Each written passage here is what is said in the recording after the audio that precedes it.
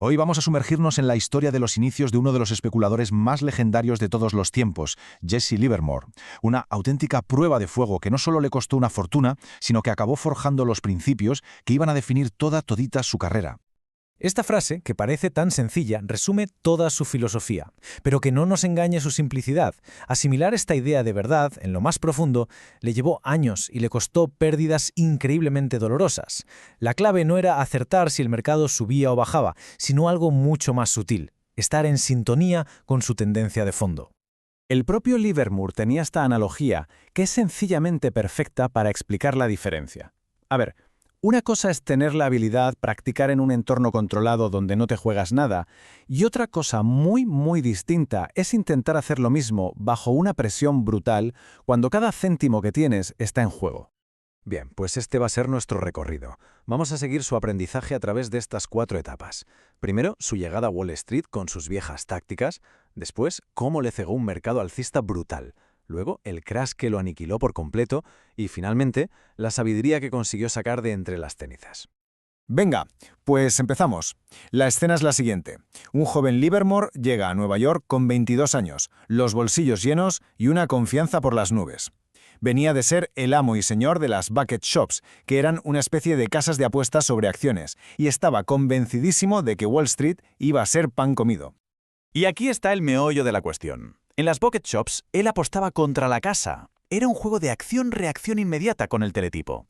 Pero en la bolsa de Nueva York, de verdad, sus órdenes tenían que bajar al parqué y ejecutarse. Y eso introducía un retraso, un pequeño lapso de tiempo que resultaría ser fatal entre lo que él veía en la cinta y el precio real de ejecución. Él, sin ser consciente de ese pequeño pero matador detalle, se lanzó a la piscina de cabeza. Aplicó el mismo método que le había hecho rico, rápido, agresivo, entrando y saliendo del mercado para pescar pequeños beneficios casi al segundo. El resultado fue, pues, un batacazo inmediato y brutal. En unas pocas horas había perdido casi la mitad de todo su capital.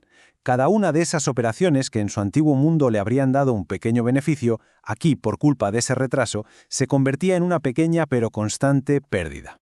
Y esta frase lo dice todo sobre su mentalidad en ese momento. Su ego no le dejaba ver el problema. La culpa no era suya, era de la máquina, del sistema. Él pensaba que su método era infalible y que el entorno estaba mal. Todavía no había aprendido la primera lección de humildad del mercado. Es el especulador quien debe adaptarse, nunca al revés. Y entonces entramos en el gran boom bursátil de 1901. Un mercado tan salvajemente alcista que parecía imposible no ganar dinero. Vamos, el entorno perfecto para ocultar una estrategia que en el fondo estaba completamente rota. El ambiente era de euforia absoluta. Se estaban forjando fortunas de la noche a la mañana, el dinero corría a espuertas. Y claro, en un mercado así, donde todo sube, hasta las peores decisiones pueden acabar pareciendo geniales por pura suerte. Y eso es tremendamente peligroso. A pesar de toda esa locura, su instinto le gritaba que aquello era un castillo de naipes a punto de caer. En el fondo era bajista. Sin embargo, el mercado seguía subiendo y subiendo, imparable.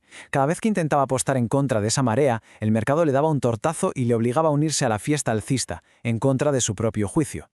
Y jugando a favor de la corriente, pues, amasó la mayor fortuna que había tenido en su vida. $50.000 de la época, una barbaridad.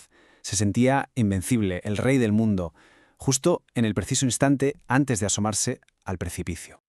Y así llegamos al clímax de la historia, el día que tanto había esperado, el día en que su visión bajista se hizo realidad de la forma más violenta que se pueda imaginar, el día en que tener razón le costó, literalmente, todo lo que tenía. La mecha la encendió una guerra de titanes por el control del ferrocarril Northern Pacific. Dos de los mayores gigantes financieros de la historia, J.P. Morgan y E.H. Harriman, se enzarzaron en una batalla campal, intentando comprar todas las acciones disponibles y provocando un pánico generalizado en todo el mercado. Y aquí está la gran paradoja de esta historia, la pregunta del millón.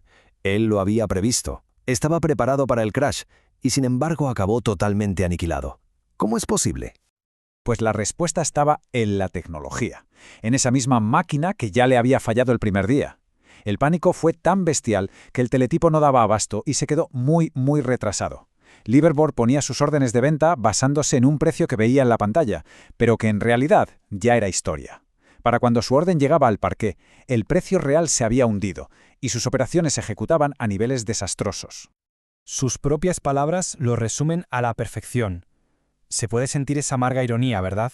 Había visto el futuro con una claridad pasmosa, pero fue víctima de un fallo técnico, de algo inusual, que nunca se le había pasado por la cabeza. Pero, a veces, de las catástrofes más absolutas surgen las lecciones más importantes. Y aquí es donde el Chico Maravilla empezó, de verdad, a forjar su leyenda. Por fin, Livermore vio su error de base. Su método era como disparar con una escopeta de perdigones. Muchos tiros pequeños para intentar cazar algo. A partir de entonces entendió que el verdadero juego era usar un rifle de alta potencia, esperar con paciencia, estudiar las condiciones y disparar un solo tiro, pero certero y a una pieza grande. Y con este cambio de mentalidad, por fin comprendió qué quería decir con eso de el lado correcto. No se trata de tener una opinión, de ser alcista o bajista. Se trata de alinearse con la gran corriente del mercado, con la marea de fondo. Dejar de luchar contra ella y aprender a navegarla, vaya hacia arriba o hacia abajo. Pero ojo, que esta sabiduría no le salió nada barata. Fue una lección que costó 5 años de frustraciones, varios fracasos y la pérdida de una auténtica fortuna. Fue, seguramente, la matrícula más cara de la historia de Wall Street, pero también a la larga la más rentable. Y terminamos con esta reflexión. La historia de Livermore es un recordatorio brutal de que muchas veces las lecciones más profundas, las que de verdad se nos quedan grabadas, no vienen del éxito, sino del fracaso más estrepitoso. Nos invita a pensar, ¿cuál es la lección más valiosa que un error nos puede enseñar?